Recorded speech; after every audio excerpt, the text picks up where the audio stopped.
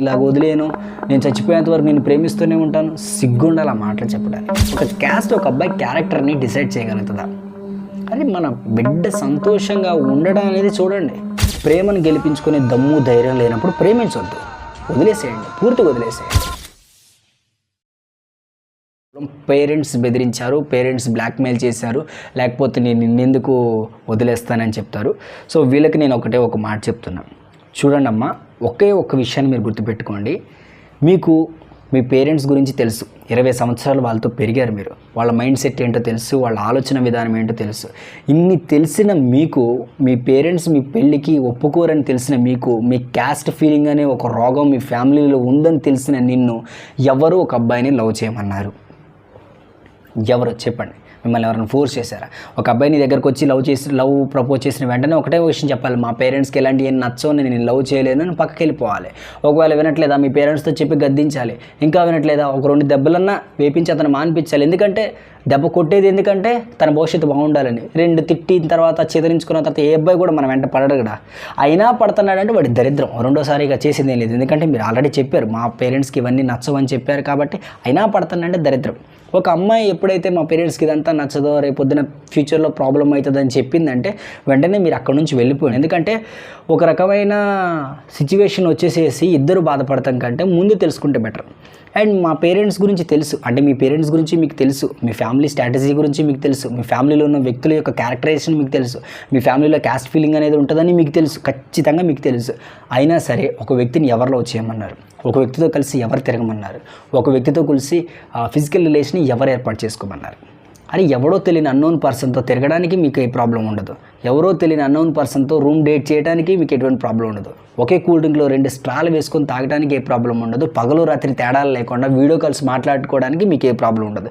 ఎప్పుడైతే పెళ్లి చేసుకోవాలో అప్పుడే మా పేరెంట్స్ ఒప్పుకోరు, మాది అలాంటి ఫ్యామిలీ కాదు, వాళ్ళు చచ్చిపోతారని సొల్లు కబుర్లు చెప్పి ఒక అబ్బాయి జీవితంతో ఆడుకుంటారు. నిజంగా మీరు చెప్పేది సొల్లు కబుర్లే.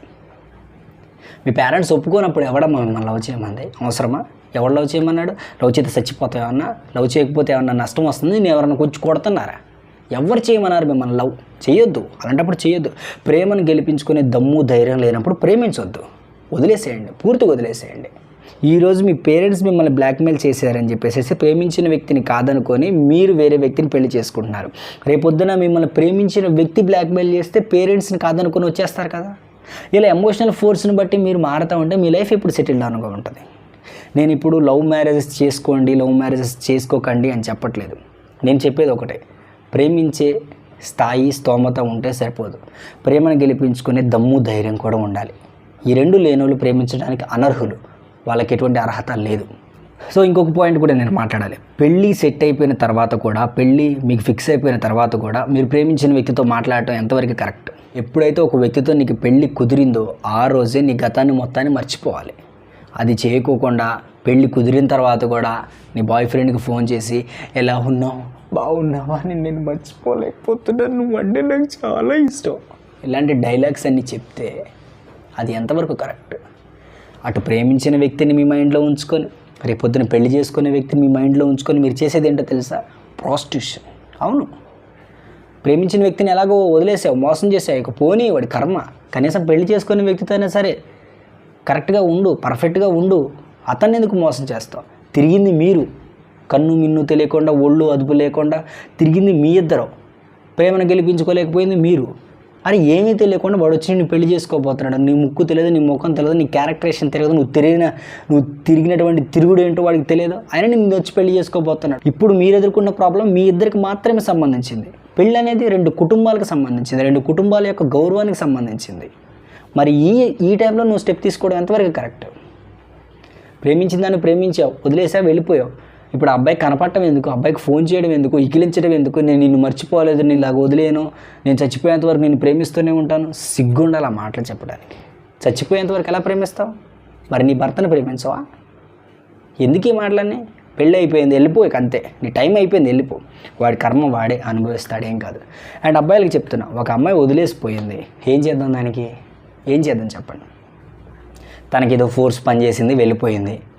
ఎందుకు ఏడవాలి, ఎందుకు బాధపడాలి? ఈ అబ్బాయి నాకు ఫోన్ చేసి ఏడుస్తుంటే చాలా బాధ అనిపించింది నాకు. ఈ వీడియో చేయడానికి కారణం కూడా అదే. అరే 27-28 సంవత్సరాలు ఉన్నటువంటి వ్యక్తి గుక్కపట్టి ఏడుస్తుంటే ఎంత బాధ అనిపించిందో తెలుసా? ఎందుకమ్మా ఇలాంటి తప్పులు చేస్తారు? మీకు ఎవరు ప్రేమించమన్నారమ్మా? అసలు ఎవరు తిరగమన్నారు మిమ్మల్ని? చక్కగా చదువుకుంటారని చిన్నప్పటి నుంచి మిమ్మల్ని కని పెంచి మిమ్మల్ని కాలేజీలకి స్కూల్స్కి పంపించినటువంటి మీ తల్లిదండ్రులను మోసం చేసి అన్నోన్ పర్సన్తో తిరగడమే మీరు చేసినటువంటి ఒక దరిద్రమైన పని. అవును, చేసి చచ్చారు. మరి చేసిన దాన్ని, ఆ తప్పు చేసిన దాన్ని కరెక్ట్ చేసుకోవాలి కదా. ఎప్పుడైతే మీ పేరెంట్స్ కళ్ళు కప్పి వాళ్ళని మోసం చేసి మీరు వేరే వ్యక్తులతో తిరగడం స్టార్ట్ చేశారో ఆ రోజే మీ పేరెంట్స్ని మీరు మోసం చేశారు. అదొక మోసం. రెండోసారి ఇప్పుడు పేరెంట్స్ కోసం ఈ అబ్బాయిని మోసం చేశారు. ఇది రెండో మోసం. మూడో మోసం ఏంటో తెలుసా? పెళ్ళైన తర్వాత నీ భర్తను మోసం చేసి మళ్ళీ ప్రేమించిన వాడి కోసం తిరగడం, వాడికి ఫోన్ చేయడం, నువ్వు ఎలా ఉన్నావు, తిన్నావా లేదా, నేను తప్పు చేశాను, ఐఎమ్ సారీ. సొల్లు ఇదంతా షో. కష్టమో నష్టమో ప్రేమించినోని వదిలేసావు, తప్పో ఒప్పో జరిగిపోయింది. ఇప్పుడు ఒక పెళ్లి చేసుకోబోతున్నావు, వాడి దగ్గరైనా నిజాయితీగా ఉండు. అందరికీ ఇదే చెప్తున్నా. ప్రేమించి బ్రేకప్ చెప్పుకొని పెళ్లి చేసుకున్నటువంటి ప్రతి అమ్మాయికి అబ్బాయికి పాస్ట్ ఈజ్ వేస్ట్. అయిపోయింది, పాస్ట్ అయిపోయింది. ఇప్పుడు ప్రజెంట్ నీ దగ్గర ఉన్న వ్యక్తిని నువ్వు ప్రేమించు. ఈ వ్యక్తి గురించి నువ్వు మర్చిపో. కుదిరితే ఒక రీజన్ చెప్పండి, ఇది రీజన్, దీనివల్ల నేను బ్రేకప్ చెప్పాను, నా పేరెంట్స్ ఫోర్స్ నా మీద ఎక్కువగా పనిచేసింది, సో ఇంకెప్పుడు నీతో మాట్లాడను, సారీ, నన్ను క్షమించు అని ఒక రీజన్ చెప్పేసేసి మీ లైఫ్ మీరు చూసుకోండి. అండ్ ఈ రీజన్ చెప్పిన తర్వాత కూడా అబ్బాయిలు కానీ అమ్మాయిలు కానీ యాక్సెప్ట్ చేయండి. ఎందుకంటే వాళ్ళకి పెళ్లి కుదురుతుంది. సో పెళ్ళి అనేది ఎప్పుడు డిస్టర్బ్ చేయకండి, తప్పు అసలు అది. ఎందుకంటే మీరు చేసిన తప్పుకి ఎవరో ఒక అన్నోన్ పర్సన్ బలవటం చాలా కరెక్ట్ కాదు. ఇప్పుడు ఈ అమ్మాయికి ఈ ఆగస్ట్లో పెళ్లి కుదిరింది, ఇంకొక 10-15 డేస్లో ఈ అమ్మాయి పెళ్లి చేసుకోబోతుంది. బ్రదర్ రవితేజ, నేను మీకు ఒకటే చెప్తున్నాను, జరిగింది ఏదో జరిగిపోయింది. ఆ అమ్మాయి మనసు మారిపోయింది.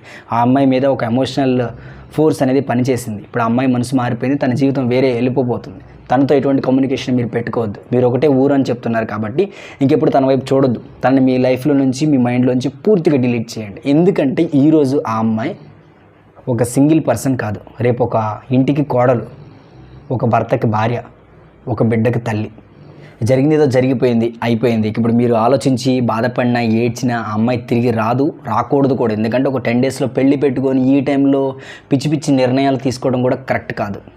అయిపోయింది, సో అయిపోనివ్వండి బ్రదర్ రవితేజ. మీరైతే తొందరగా రికవర్ అవ్వండి, మళ్ళీ మీ లైఫ్ని మీరు లీడ్ చేయండి. మీరు చాలా మంచివాళ్ళు అని అర్థమైంది. ఎందుకంటే నాకు ఈ వయసులోనే ఇల్లు కట్టుకున్నారు, ఎటువంటి బ్యాడ్ హ్యాబిట్స్ లేవు, నాకెందుకు ఇవ్వలేదంటే క్యాస్ట్ రీజన్. ఈ క్యాస్ట్ రీజన్ గురించి అయితే నేను మాట్లాడాలి. ఇంకోటి ఏంటంటే దరిద్రం ఏంటంటే ఇప్పుడున్న పేరెంట్స్ ఆలోచించే విధానం ఏంటంటే మా క్యాస్టోడైతే చాలండి, మా కులపోడైతే చాలండి. ఏంటి మీ క్యాస్ట్, మీ కులం, ఏం చేసుకుంటారమ్మా క్యాస్ట్? ఒక అబ్బాయి క్యారెక్టర్ని చూడండి, ఒక అబ్బాయి క్యాపబిలిటీని చూడండి, ఒక అబ్బాయి మీ అమ్మాయిని ఎంత బాగా చూసుకుంటాడో చూడండి. ఇది మీకు కావాల్సింది. అంతేకాని వాడి క్యాస్ట్ ఏంటి, వాడి కులం ఏంటి, వాడి మతం ఏంటి, ఇవన్నీ ఎందుకు, దేనివల్ల? ఒక క్యాస్ట్లు ఇవన్నీ తగలేసుకోవడం తప్ప ఏమీ రాదు. ఈరోజు క్యాస్ట్ అని నీతో పాటు వచ్చిన ఏ పెద్ద మనిషి, ఏ గ్రామ పెద్ద, ఏ కుల పెద్ద నీతో నిలబడడు. రేపొద్దున నీ అల్లుడికి, నీ బిడ్డకి ఏదైనా సమస్య వచ్చి నిలబడాల్సింది నువ్వు, సర్ది చెప్పుకోవాల్సింది నువ్వు. రేపొద్దున వాళ్ళందరికీ కూడా మీ అల్లుడు బిడ్డకు వచ్చినటువంటి సమస్యల్ని సరదాగా చెట్ల కింద కూర్చొని, బల్లల మీద కూర్చొని హ్యాపీగా జోకులు వేసుకొని మాట్లాడటానికి తప్ప వాళ్ళకి దేనికి పనికిరారు వాళ్ళు. ట్రై చేయండి, ఒకసారి ఆలోచించండి. ఆ అబ్బాయి మంచోడా కాదా అని తెలుసుకోవడానికి ట్రై చేయండి. ఒకవేళ మంచోడైతే ఏదోలాగా పెళ్లి చేసే ప్రయత్నం చేయండి. ఒకవేళ మీ ఎంక్వైరీలో మంచోడు కాదని తెలిసిందనుకో మీ అమ్మాయికి చెప్పే ప్రయత్నం చేసుకోండి, ఓకేనా? అంతేకాని కులాల గురించి, మతాల గురించి, క్యాస్ట్ల గురించి ఒక ప్రేమను చంపేసేసి పెళ్ళిళ్ళు చేసేసేసి ఇష్టం లేని సంసారాన్ని చేపిస్తూ వాళ్ళని బాధ పెడుతూ మీరు ఎందుకు బాధపడాలి? ఇది కూడా కరెక్ట్ కాదు, పేరెంట్స్కి చెప్తున్నాం. సో ఇది మన ఫైనల్ టాపిక్ అయితే. సో ఫైనల్గా ఈరోజు మనం క్యాడర్ 2 గర్ల్స్లో ఉన్నటువంటి అంటే బ్రేకప్కి ఉన్నటువంటి రీజన్స్ని కూడా మనం డిస్కస్ చేసాం. సో ఇది చాలా సింప్లిఫై చేసి చెప్పాను, ఎందుకంటే ఇంక ఈ టాపిక్ నేను తర్వాత ఆపేద్దాం అనుకుంటున్నాను. ఇక ప్రతి ఒక్కరికి కూడా ఏదో ఒక లవ్ స్టోరీ ఉంటూనే ఉంటుంది, వాళ్ళు మనకు షేర్ చేస్తూనే ఉంటారు. ఇక రోజు ఇదే టాపిక్ అయితే చాలా అంటే నాకు కూడా చేయటం కూడా కొంత ఇంట్రెస్ట్ ఉండట్లేదు. సో ఈ టాపిక్ ఎందుకు చేశానంటే క్యాడర్ 2 గర్ల్స్ గురించి కూడా నేను చెప్పాలనుకున్నాను. సో సమయం వచ్చింది, చెప్పేశాను. సో ఇక నుంచి మీ లైఫ్లో మీకున్నటువంటి స్ట్రగుల్స్ కానీ, మీరు మీ డ్రీమ్స్ని ఛేదించే విషయంలో ఉన్నటువంటి ప్రాబ్లమ్స్ని వీటిని కూడా నాతో షేర్ చేసుకోవచ్చు. మీకు మంచి నేను సలహా ఇవ్వడానికి అండ్ ఒక మంచి సమాధానం చెప్పడానికి ట్రై చేస్తాను. అండ్ లవ్ విషయానికి వస్తే మాత్రం ఒకటే విషయం చెప్తున్నా, మీకు మీ ప్రేమను గెలిపించుకునే ధైర్యం లేనప్పుడు, మీ పేరెంట్స్ని ఒప్పించుకునే దమ్ము లేనప్పుడు మీరు ఎవరిని ప్రేమించకండి. ఒకవేళ కర్మగాలి ప్రేమించారా, వాళ్ళతో డేట్స్ అని, ఫిజికల్ రిలేషన్స్ అని, రొమాంటిక్ స్టిల్స్ అని, వీడియో కాల్స్ అని చెత్త చెదారం అంతా కూడా చేయకండి. ఎదుటి వ్యక్తిలో ఫీలింగ్స్ పెంచకండి, ఒకరోజు ఆ ఫీలింగ్స్ని చంపకండి. ఒక వ్యక్తి జీవితాన్ని నాశనం చేయకండి, మీ జీవితాన్ని నాశనం చేసుకోకండి. కర్మగాలి లవ్ చేశారా, పెళ్లి చేసుకునే ప్రయత్నం చేయండి. పెళ్ళిళ్ళకి ఒప్పుకోలేదా, మీ బతుకు మీరు బతకండి. మళ్ళీ మీ బతుకు మీరు బతుక్కుంటూ కూడా వీళ్ళని డిస్టర్బ్ చేయకండి. ఇది తప్పు. ప్రేమ అనేది ప్రతి వ్యక్తికి అవసరమే, కానీ మీ స్వార్థం కోసం, మీ అవసరాల కోసం దాన్ని నవ్వులు పాలు చేయకండి. ఓకేనా? సో రవితేజ బ్రదర్, మీరు చాలా హ్యాపీగా ఉండాలని అనుకుంటున్నా. జరిగిపోయింది ఏదో జరిగిపోయింది, అమ్మాయికి పెళ్లి జరగబోతుంది. ఇప్పటి నుంచి మీరు పూర్తిగా మీ మైండ్లో ఉన్నట్టు చెత్తటువంటిని మొత్తాన్ని రీస్టార్ట్ చేసేసేయండి. ఇంకా బాగా ఏడవాలనుకుంటే బాగా ఎయిట్ చేసేయండి. మళ్ళీ కొత్త ఎనర్జీతో ముందుకెళ్ళండి. సార్ అమ్మాయి ఫోన్ చేస్తే మాత్రం ఒక్క విషయం చెప్పండి, నువ్వు ఆల్రెడీ నన్ను వదిలేసి వెళ్ళిపోయావు, రేపొద్దు నువ్వు వేరే భర్తకు ఒక భార్యవి, ఇంకెప్పుడు నాకు ఫోన్ చేయొద్దు, నాతో మాట్లాడొద్దు, నీకు నాకు సంబంధం లేదని చెప్పేసేయండి. ఏం కాదు అమ్మ, మీరు కూడా గుర్తుపెట్టుకోండి, ఇంకెప్పుడు అబ్బాయికి మీరు ఫోన్ చేయొద్దు, ఏం చెప్పొద్దు. కుదిరితే మీరు బ్రేకప్ చెప్పడానికి ఉన్నటువంటి రీజన్ ఏదో అబ్బాయికి ఒక్కసారి చెప్పే ప్రయత్నం చేయండి, అది కూడా పబ్లిక్లో ఏం లేకుండా. సో ఇది అనమాట ఈరోజు వీడియో. సో మరోసారి మరో వీడియోతో మళ్ళీ మీ ముందుకు వచ్చే ప్రయత్నం చేస్తాను. Thank you.